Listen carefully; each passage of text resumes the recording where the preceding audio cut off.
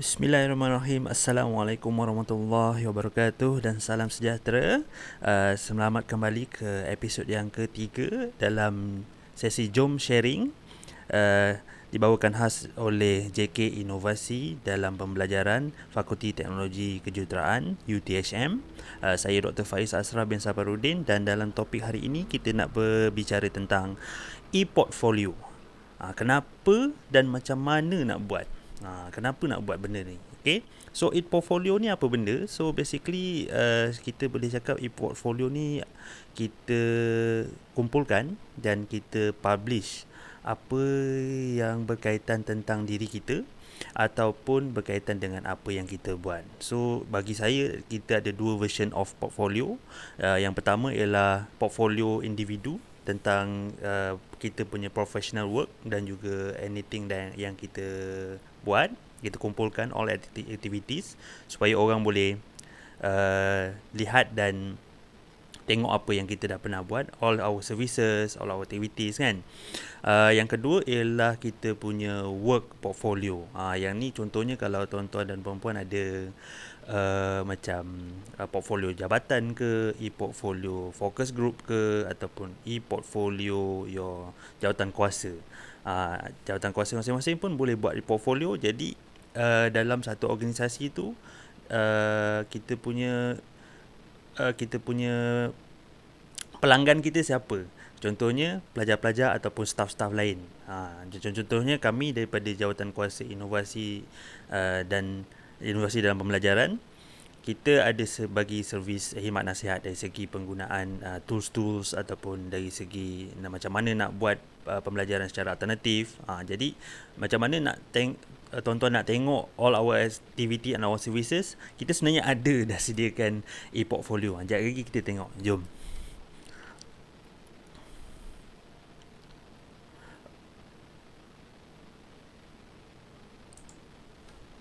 Okey, kalau tuan-tuan nak tengok, inilah dia e-portfolio daripada JK Inovasi dalam Pembelajaran.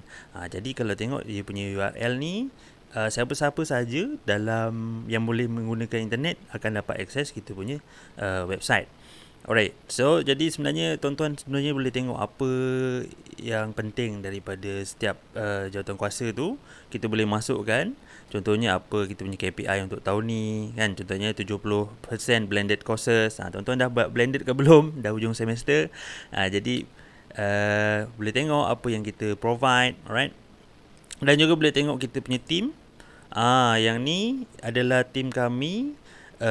Yang merupakan juga adalah wakil-wakil daripada setiap jabatan. Jadi kalau ada apa-apa perlu bantuan ataupun tuan-tuan sendiri nak buat e-portfolio untuk jabatan ataupun e-portfolio untuk JK, e-portfolio untuk focus group, boleh juga approach kita punya tim yang hebat-hebat ni macam Dr. Fizal atau Fizal tengah cuti, kita ada Encik Muhammad Faiz, Kak Mazu, ada Dr. Syab, Dr. Adam Kasani dan Dr. Haikal. Alright. So ini antara yang kita boleh lihat lah daripada e-portfolio. Selain daripada itu juga kita boleh masukkan juga information yang berkaitan dengan apa yang kita provide. Contohnya ialah kita ada talent pool, pakar-pakar kita. Di antaranya yang memang kita punya Grand Sifu kita Dr. Azli, TS Dr. Tengku Nur Azila. Yang ni Terra ni Backsell, dan dia sendiri pun ada sharing, ada Facebook page untuk sharing. Boleh approach.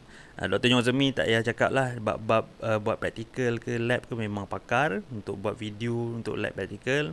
Saya sendiri dan juga kita sebenarnya mencari lagi siapa lagi pakar-pakar kita. Kalau ada di antara kalangan yang tengok video ni, boleh contact saya terus supaya kita boleh masukkan dalam kita punya portfolio ni. Di samping kita suka apa yang kita buat berkaitan dengan teknologi dalam pelajaran ni, kita juga nak kita share apa yang kita tahu kepada kawan-kawan kita, right?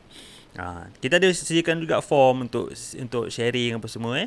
So make sure boleh juga tengok apa yang kita sediakan di sini. Okey, selain daripada itu juga kita juga boleh masukkan tentang macam training and workshop yang kita pernah buat sebelum ni. Kan kita kadang-kadang buat aktiviti banyak tau tuan-tuan. Cuma kadang-kadang dia hilang, kat mana letak tak tahu, all over the place kan. So why not, saya suggest, this is my proposal for you guys, why not kita buat satu e-portfolio apa saja aktiviti yang dijalankan oleh grup kita, kita masuk je, sumbat je dalam ni. Supaya kita boleh refer balik. Macam 2 tahun lepas kita banyak buat uh, event secara online kan. Mesti ada recording, mesti ada apa pengisian tu kan. Jadi kita masukkan poster apa semua kan, instead of dia hilang, tenggelam kat dalam WhatsApp, kita masukkan dia kat dalam uh, e-portfolio kita. Macam ni 2 tahun lepas kot. 2 tahun lepas lah Mei tahun lepas kita ada sharing daripada Dr. Nurhanim tentang Microsoft Teams. Mungkin dah terlupa macam mana nak guna je. Boleh tengok kat sini, just watch now. Kita dah ada pun video-video rakaman dalam ni. Alright. So tak payah nak cari kan. So boleh tengok apa aktiviti kita punya sharing-sharing ada kat sini. Macam contoh nak guna Zoom macam mana, kita ada daripada Dr. Muhammad Fizal share pasal Zoom. Right. So boleh dapat gambaran lah apa yang kita boleh isi dengan e-portfolio ni. Right. Yang ni untuk kerja kita juga boleh buat portfolio, especially untuk kita punya individual work. Contohnya yang ni adalah portfolio personal saya, right? Saya sendiri buat untuk personal saya. Tujuannya untuk apa? Contohnya kalau ada macam orang invite untuk talk ke, macam kita nak visibility kita dalam kita punya community, dan kita boleh buat portfolio ni supaya orang senang nak access information tentang kita. Yang bestnya macam tu, tuan-tuan ajar. Saya amat ngajar kan, macam-macam aktiviti best-best kita buat dalam kursus kan, tapi kita tak share, jadi rugi kan. So why not kita buat satu bahagian kat sini, My Work and Services. Kita cerita pasal academic courses yang kita ajar. Dari sini kita boleh simpan apa, macam contohnya aktiviti subjek microcontroller application ni saya pernah buat macam seolah macam in course punya competition kan. Kita masukkan kat situ, ada macam kita pernah ajar macam semualah aktiviti dan juga program-program yang kita pernah jalankan bersama pelajar. Bukan situ saja tak stop kat situ. Mungkin kerja-kerja luar kita, macam contoh professional services yang kita provide, kita boleh cerita, kita punya produk kita boleh cerita, kita punya aktiviti dengan student, macam contoh ni semualah boleh masukkan. Kalau nak lagi best, boleh buat juga blog. Blogging ni beza sikit, sebab blogging ni dia lebih kepada macam updated activity. Kalau macam portfolio, dia lebih kepada highlight apa yang penting-penting yang kita nak orang tengok. Kalau blog ni lebih kepada day to day activity, macam diary lah kan. Kita boleh cerita juga kat dalam ni. Jadi ini macam contoh ni, saya embed blog saya dalam e-portfolio. Jadi dia 2 in 1 lah macam gitu. So boleh macam-macam lah macam selain daripada tu juga boleh masukkan tentang your profile, your certifications. Jadi orang seronok lah orang boleh senang nak access. Ni pun banyak kosong lagi lah, saya pun tak buat semua. Jadi persoalannya kembali, susah ke senang ke nak buat portfolio ni? Bagi saya yang susahnya nak mula kat mana. Jadi itu tanggungjawab dari JK Inovasi dan Pembelajaran ialah provide tuan-tuan dan puan-puan untuk bermula menggunakan ataupun build your own e-portfolio. Macam saya lebih selesa menggunakan Google Sites, right? Kalau nak tengok kat sini kan, senang Google Sites ni boleh search, just type SITES sites at .google.com. Dia sangat similar dengan kita buat PowerPoint je sebenarnya. Cuma beza dia ialah kita boleh publish dia ke internet, dan kita ada link yang khas untuk kita punya website yang kita create. Macam contoh tuan-tuan, kalau dari setiap jabatan ataupun setiap focus group ataupun setiap JK, kalau ada yang berminat untuk buat portfolio, untuk bengkelkan buat portfolio masing-masing, boleh hubungi JK kami untuk buat bengkel lah, daripada scratch sampai jadi ADC apa semua.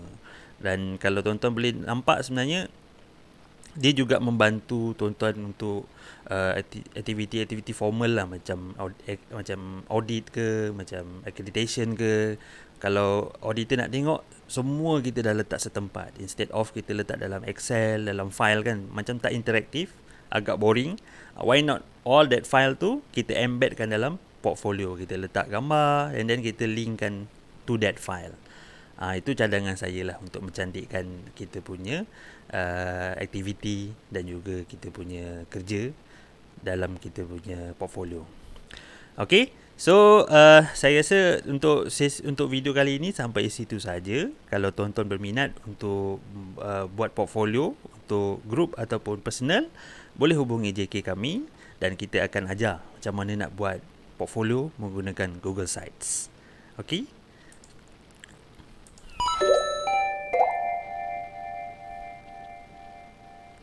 Itu iklan daripada JK Inovasi dalam pembelajaran.